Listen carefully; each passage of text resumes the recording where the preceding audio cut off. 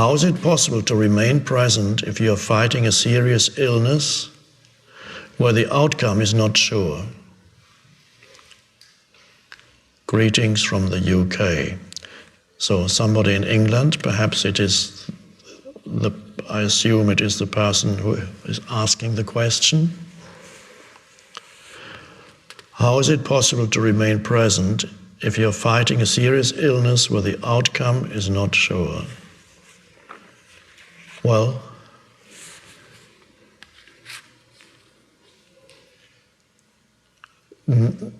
not only is it possible to be present in such a situation, it really is the only answer you have to that situation, is to allow it to force you into presence, where there's no past, no future, don't go there. You just stay with this moment, and you can become acutely present. You may not have much future anymore, so you can't go there. Most humans still have the illusion that there's a lot of future. It's not really much anyway, but at least they still have the illusion, and that there's some kind of fulfillment still coming in the next moment. It's not going to come if it's not here now. Presence.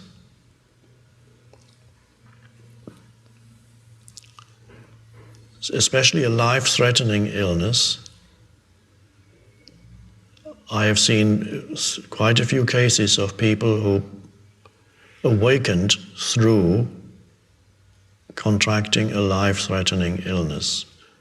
In some cases they died soon after, in some cases healing happened. It no longer matters really that much, because the purpose of human life has already been fulfilled when the flowering of consciousness happens in you. And so those people who became fatally ill in the last weeks or months of their lives, they flowered. The light was shining through them. They became like that.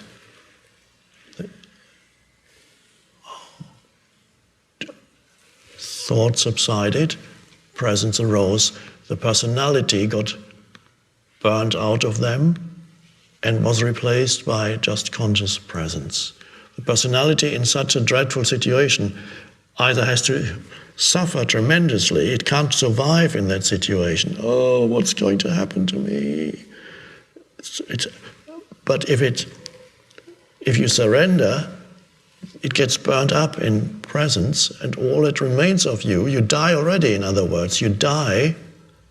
Before you die, the personality dies, and all that remains is this absolute field of presence. And you might not be able to explain very much, but you're just there. It would never have happened without the illness. This can also happen as people get very old and approach death through old age. I have also seen that happen. You reach the age of 95, whatever, death comes, and the personality subsides, and all that remains is the flowering of consciousness. You die before you die.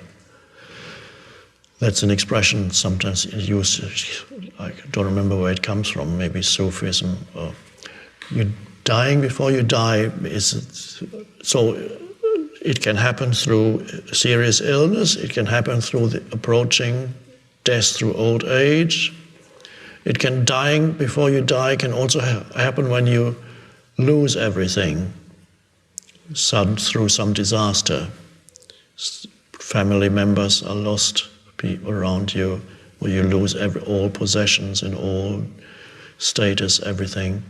And again, the personality that lived through identification with all these external things that have been taken away is in such dreadful agony that the only way out is surrender, and then the entire structure of the mind-made self collapses. Those are extreme cases. So when such disaster happens,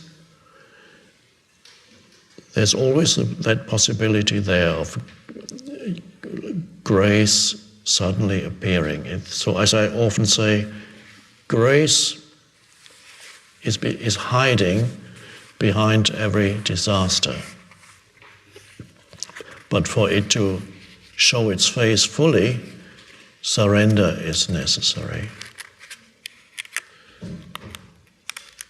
Surrender eliminates the ego, and when the ego is gone, grace appears.